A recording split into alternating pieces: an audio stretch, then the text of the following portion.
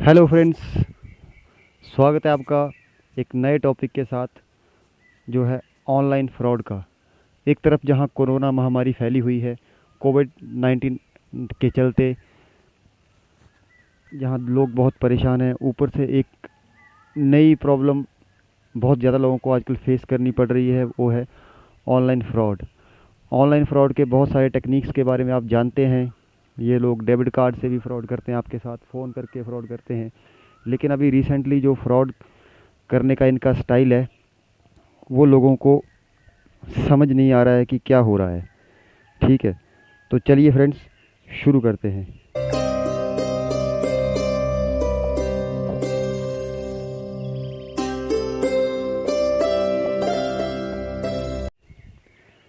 पहली तरह का जो फ्रॉड है उसका नाम है पीएम केयर्स डोनेशन।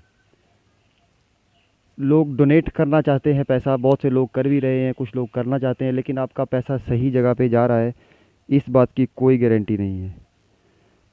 तो चलिए हम पहले गूगल पे देखते हैं कि अगर आपने पीएम केयर्स फंड में अगर डोनेशन करना है तो कहाँ पे डोनेशन करें कि वो सही जगह पे हो। बाद में गलत लोग आपको कैसे गुमराह कर सकते हैं उसके बारे में भी बात करेंगे। तो आप गूगल पे सिंपली सर्च कीजिए पीएम केयर्स।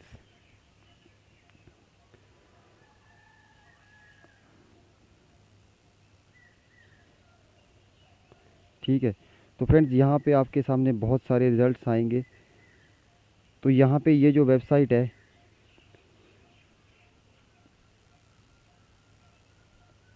ठीक है फ्रेंड्स, ये जो वेबसाइट है ये है पीएम केयर्स फंड।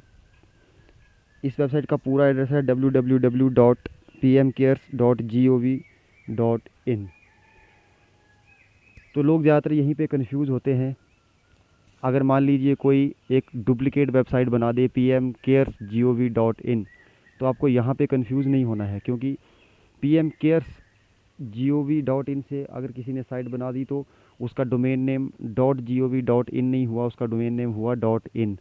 और ये .in जो है वो प्राइवेट डोमेन है, इसको कोई भी परचेज़ कर सकता है और कोई भी उसके ऊपर किसी भी नाम की वेबसाइट बना सकता है। लेकिन .gov.in जो है और .nic.in जो है वो गवर्नमेंट के अलावा उन डोमेन नेम्स को कोई भी परचेज़ नहीं कर सकता। तो स्क्रीन के ऊपर आप जो लोग देख रहे हैं, तो आपको अगर ये कंफर्म करना है कि आप सही वेबसाइट पे जा रहे हैं या नहीं जा रहे हैं, तो आपको कंफ्यूज नहीं होना है। बस GOV से पहले डॉट लगा हुआ होना चाहिए, .gov.in।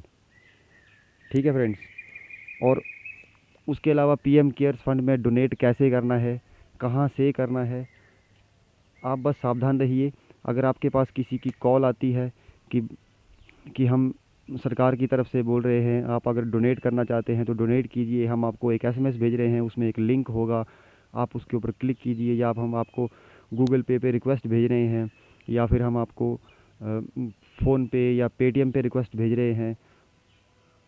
तो फ्रेंड्स, ये जो पेटीएम और गूगल पे, फ़ोन पे वगैरह की बात हम कर रहे हैं, तो वहाँ पे जो डोनेशन होता है वो यूपीआई आईडी से डायरेक्ट भी हो जाता है। तो यूपीआई आईडी जो पीएम केयर की यूपीआई आईडी है वो आपको स्क्रीन पे दिख रही है, वो आईडी है pmcares@SBI। लेकिन ये लोग आईडी इतनी चालाकी से बनाते हैं कि आपको मालूम भी नहीं पड़ेगा कि आपका पैसा किसी गलत अकाउंट में चला गया है। ठीक है फ्रेंड्स, तो जितनी भी पॉसिबिलिटीज़ हैं आप सावधान रहिए और किसी के बहकावे में आकर ऐसे ही डोनेट ना करें। अगर आपको डोनेट करना है तो आप अपने बैंक की साइट पे जा सकते हैं। पेटीएम अगर आप यूज़ करते हैं तो पेटीएम में भी एक डोनेट का ऑप्शन है।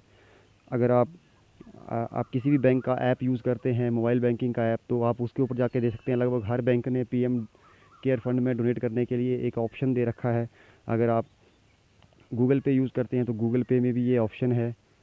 ठीक है फ्रेंड्स, तो अगले फ्रॉड की अगर हम बात करें तो नेक्स्ट जो फ्रॉड आजकल चल रहा है वो सबसे ज़्यादा है। उस फ्रॉड की अगर हम बात करें तो आजकल जो नेक्स्ट सबसे ज़्यादा फ्रॉड चल रहा है मार्केट में वो है ईएमआई फ्रॉड। फ्रेंड्स, आपको मालूम है कि आरबीआई ने एक गाइडलाइन जारी की कि जब लोगों के पास इनकम नहीं है तो वो ईएमआई कहाँ से पे करेंगे।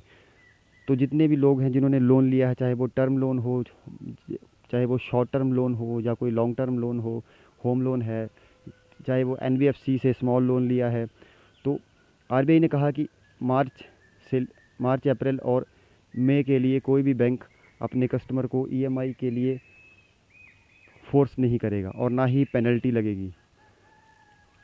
तो इस चक्कर में हुआ क्या था फ्रेंड्स कि ये जो आरबीआई की गाइडलाइन आई थी ये मार्च के लास्ट वीक में आई थी।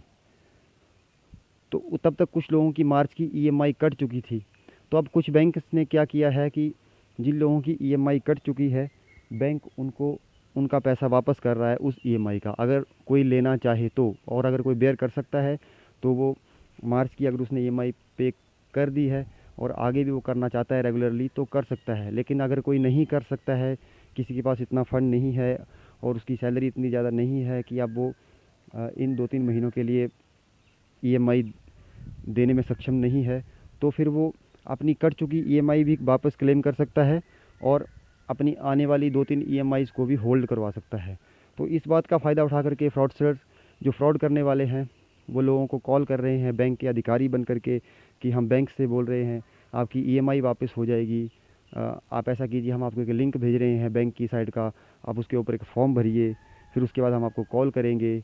फिर वो बोलेंगे कि ये अपनी ये डिटेल दीजिए, कार्ड की डिटेल दीजिए, अकाउंट की डिटेल दीजिए, फिर बोलेंगे आपको एसएमएस आएगा और फ्रॉड का भी पुराना तरीका फिर से शुरू हो जाएगा जो नॉर्मली चलता है कि आपको ओटीपी आएगा, वो ओटीपी बताइए, नहीं तो आपका अकाउंट बंद हो जाएगा या आपका डेबिट कार्ड बंद हो जाएगा। तो ये फ्रॉड इन्होंने अब ईएमआई के नाम पे करना शुरू कर दिया है। तो ईएमआई के नाम पे आप इनके झांसे में ना आए, क्योंकि ईएमआई अगर आपकी कट चुकी है या आपने आगे की ईएमआई होल्ड करवानी है तो उसका किसी से कोई लेना देना नहीं है। आपको ना कोई कॉल आने वाली है, ना कोई बैंक आपको कभी कॉल करने वाला है, क्योंकि फ्रेंड्स आप इतने सालों से बैंक के साथ जुड़े हैं, आपने लोन भी लिए होंगे, आपने आपके सेविंग अकाउंट भी होंगे। तो एक बात हमेशा ध्यान में रखिए, बैंक के प्रोटोकॉल में कभी भी ये बात नहीं होती कि बैंक आपको कॉल करे। बैंक को अगर आपसे कोई काम है, आप लोन नहीं पे कर रहे हैं, तो बैंक कभी भी इलीगल प्रोसेस से नहीं चलता, क्योंकि कॉल करने की परमिशन बैंक के पास नहीं है कि वो अपने कस्टमर को कॉल करे। सीधी सी बात है, वो आपको घर पे नोटिस भेजेंगे और नोटिस के अलावा वो बैंक कोई भी और रास्ता नहीं अपना सकता। तो आप ईएमआई बचाने के चक्कर में इन लोगों के झांसे में ना आए। तीसरी तरह का जो फ्रॉड अभी जो मार्केट में ज़्यादा चल रहा है वो है इनकम टैक्स फ्रॉड।